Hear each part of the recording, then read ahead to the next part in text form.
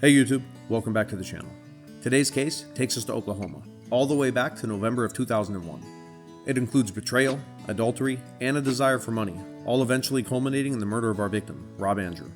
For those of you who are new here, my name is Blue, and I'm a Florida police officer with 10 years of experience.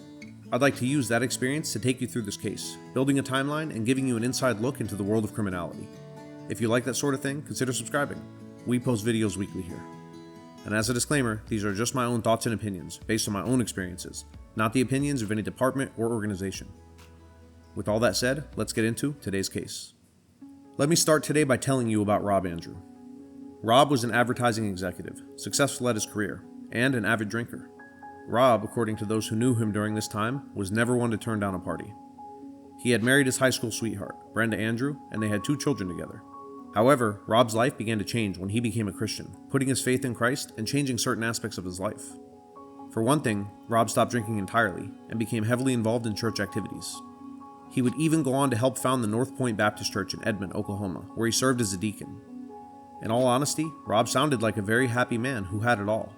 A wife he loved, 2 children, a good job, and a very active church life. But not everyone in his family was happy with the new Rob. That brings us to his wife. Rob's wife Brenda was born Brenda Evers on December 16th of 1963 in Enid, Oklahoma. Raised in a devout Christian household, she was described by her school friends as shy, somebody who was involved in church activities, but would eventually start to attend high school football games. Now, in line with her shy personality, Brenda would often skip the after parties and go home instead.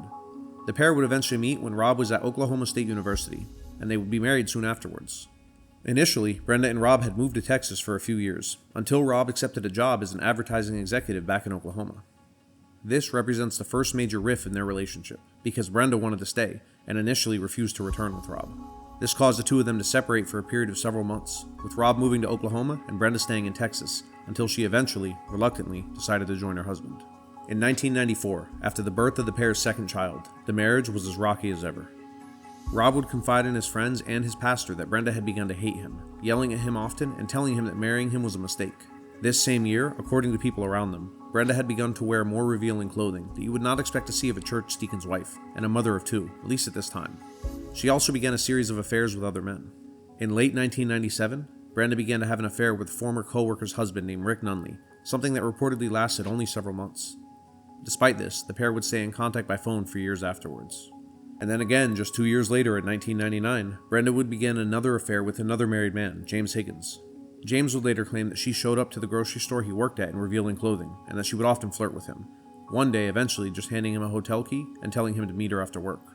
This time the affair lasted for 2 years, until 2001, when Brenda told James she just wasn't having fun anymore. In a disgusting turn of events, James would end up being hired by Rob to do household renovations.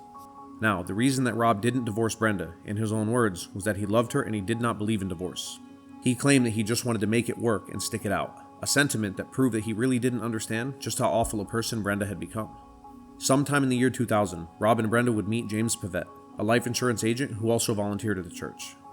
Brenda and James would actually teach Sunday school together, and I think you guys can imagine what happened next.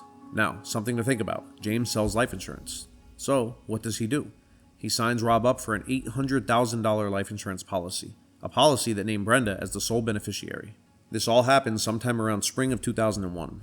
At the same time, Brenda and James, who were likely already having an affair, come out with it and stop hiding it entirely, eventually culminating in James divorcing his own wife. Still, Rob refuses to divorce Brenda, wanting to work it out.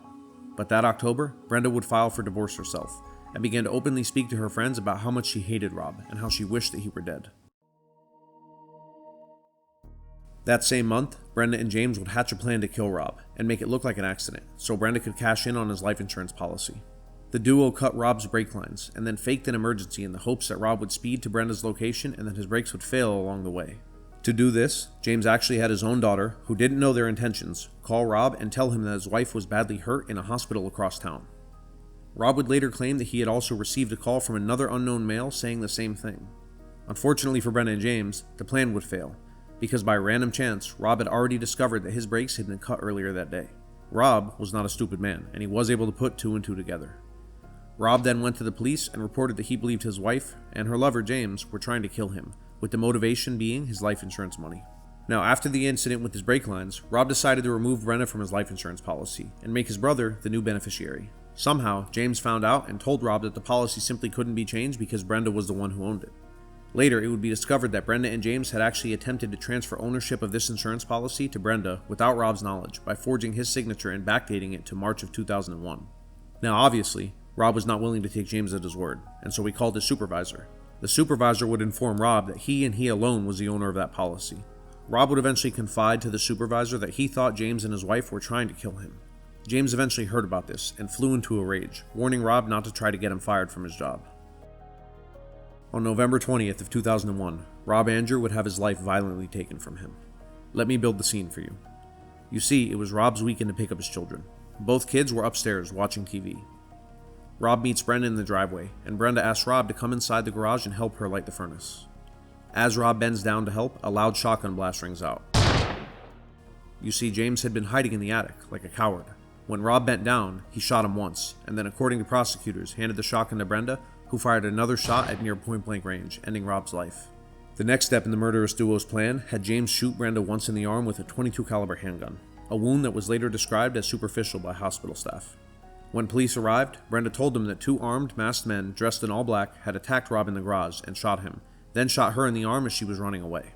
Both children were found in the room just as they had been, with the TV turned all the way up. Neither child had heard any of this. So let's get into the investigation. One thing that initially made investigators suspicious was that the children had nothing packed at all, despite knowing that they were going to spend several days at their father's home. But much more was yet to be discovered that would expose the murderous lovers for who they really were. Now let's remember the story that Brenda told police. Rob had come by to pick up the children, and they had been shot at by two masked men with guns. Brenda claims that she started running and she was shot in the arm while fleeing. Now, let's take a look at the evidence and see if it supports that claim.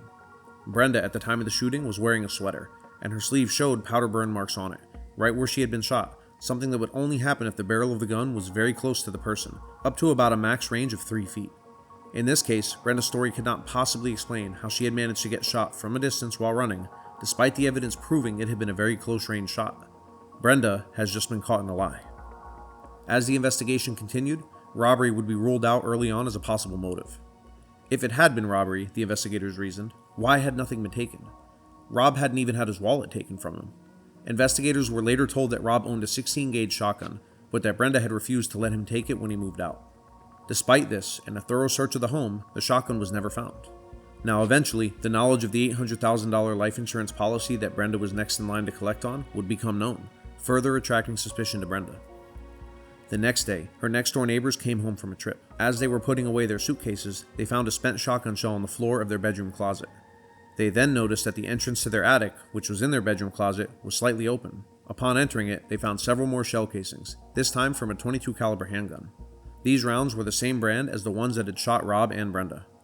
So the killers must have broken into the house and hid there from police when Brenda got away and called, right?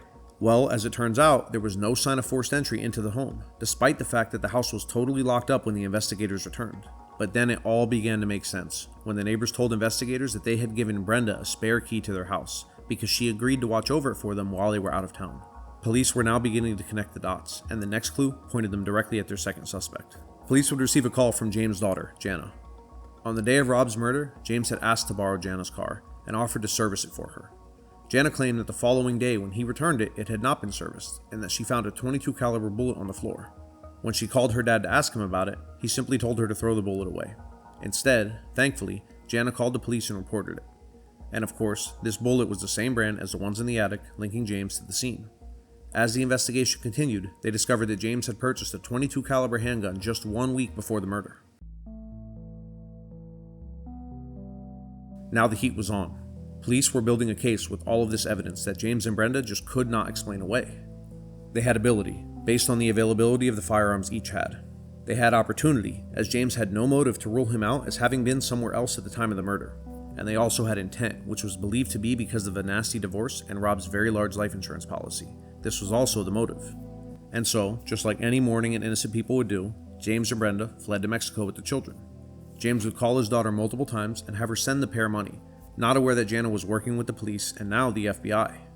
Eventually, James and Brenda were forced to come home, and upon crossing the border, they were immediately arrested by the FBI and charged with first-degree murder and conspiracy to commit first-degree murder. After an extradition to Oklahoma, they each had separate trials, and they were each found guilty and sentenced to death. James, in 2020, ran out of appeals, 19 years after the murder. This year, on July 11th of 2024, James will be put to death. But time will tell if he manages to extend his life with yet another delay. Brenda, the only woman on death row in Oklahoma, still has not exhausted her appeals and is scheduled to have a hearing this month on May 23rd of 2024. Now, many believe that Brenda was taken advantage of in court and that prosecutors sex-shamed her by showing her underwear and attacking her character by telling the jury of her affairs. Some say this is the only reason that Brenda was convicted and sentenced to death. Consider the evidence as I've laid it out above, and I'll leave that determination up to you guys in the comments. And with all that said, that brings us to the end of today's case, guys. A really tragic crime committed by two terrible people who let their own hate and a desire for money control them. I'll do my best to keep you guys updated with this case, depending on what happens next. But let me know what you guys think in the comments. Do you really think Brenda was unfairly convicted? And what do you think about the 2 decades worth of appeals that almost everyone on death row seems to get? I mean, James is nearly 70 years old, having lived 30 years longer than Rob. Brenda in her 50s is not far behind. Now, if you guys have any suggestions, let me know in the comments. I always try to take them and make a video based on it. And if you've made it this far and like the content, consider subscribing and helping the channel grow. I'll see you guys next time. And remember, stay safe and stay tuned.